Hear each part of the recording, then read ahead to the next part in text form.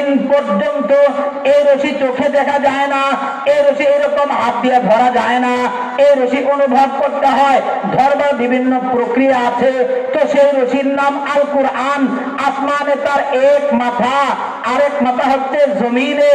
জমিনবাসী যদি সেই কুরআন নামক রশিকে শক্ত হাতে ধরে, তো উপরওয়ালা টান দিয়ে কুরআন নামক রশির সাথে আমাকে আপনাকে কোথায় পৌঁছাবেন বলেন?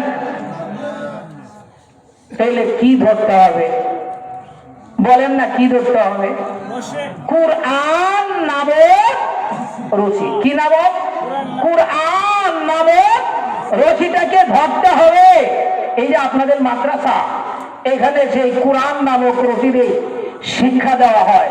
যারা এই মাদ্রাসার সাথে সম্পৃক্ত থাকবে, যারা এখানে পড়বে, যারা এখানে পড়াবে, যারা এখানে সহযোগিতা করবে, যারা এলাকা হিসেবে লজিং রাখবে, এটাকে ভালোবাসবে, মহব্বত করবে, অর্থ হলো একটা পর্যায়ে তারা আল কোরআনকে কোনো না কোনো ভাবে আঁকড়ে ধরেছে।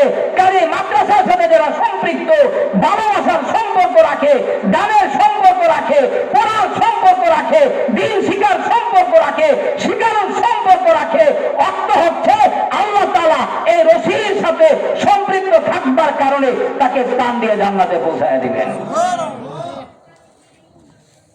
এই রশিটাকে ধরতে আপনারা রাজি আছেন? শক্ত করে ধরতে হয়। নিচ থেকে উপরে উঠতে গেলে, কোনো কিছু ধরতে হলে নরম করে ধরলে আপনি উঠতে পারবেন না। বারবার হুজুর খাবেন, হাতটা পিছলে যাবে। তো হাত পিছলে গেলে উপর থেকে টান দিলে উপর ওয়ালা কাজ করলে কি হবে? আমার ধরাটা তো হালকা, আমার স্পর্শ করাটা তো হালকা, সম্পর্কটা তো হালকা।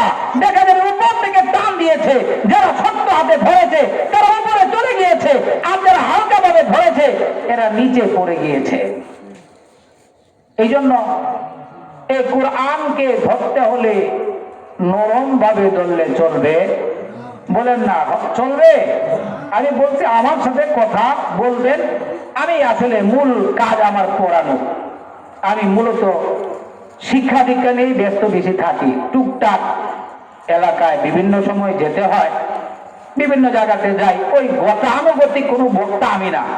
এই জন্য আমার সাথে ক্লাসের মতো করে কথা বলবেন, কিছু বিষয় মুখস্থ করে বাড়িতে যাবেন ইনশাআল্লাহ। রাজি আছি না ইনশাআল্লাহ? শক্ত করে ধরার নাম আল কোরআনকে ধরতে হলে শক্ত করে ধরতে হয়। আমি আমার মোবাইল থেকে যদি শক্ত করে ধরি, দুই হাতে ধরলে বেশি শক্ত হবে।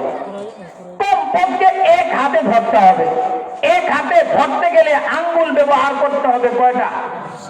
জুড়ে বলেন কয়টা? পাঁচটা। পাঁচটা আঙ্গুল ব্যবহার করবেন, শক্ত করে ধারণ হবে। আপনি একটাতে ধরবেন দুর্বল, দুটাতে ধরবেন দুর্বল, তিনে দুর্বল, চারেও দুর্বল। ধরতে হলে কয়টাতে ধরতে হয়? পাঁচটা। তাহলে আর কোরআনকে ধারণ করে কেউ যদি জান্নাতে পৌঁছাতে চায়, আমাদের জান্নাতে যাওয়ার ইচ্ছা আছে না নাই? জান্নাতে না গেলে কই যাই মুখন্ত? দুইটার একটা তো, তৃতীয় তো আর অপশন নাই, দুইটার একটা। আপনি বিভিন্ন জগৎ পার হইয়া, রুহের জগৎ, মারপেটের জগৎ, পৃথিবীর জগৎ, তিনটা পার হয়ে যাবেন কবরের জগতে। কবরের জগৎ পার হইয়া তারপরে হিসাব নিকাশ হবে না? বলেন না হবে না?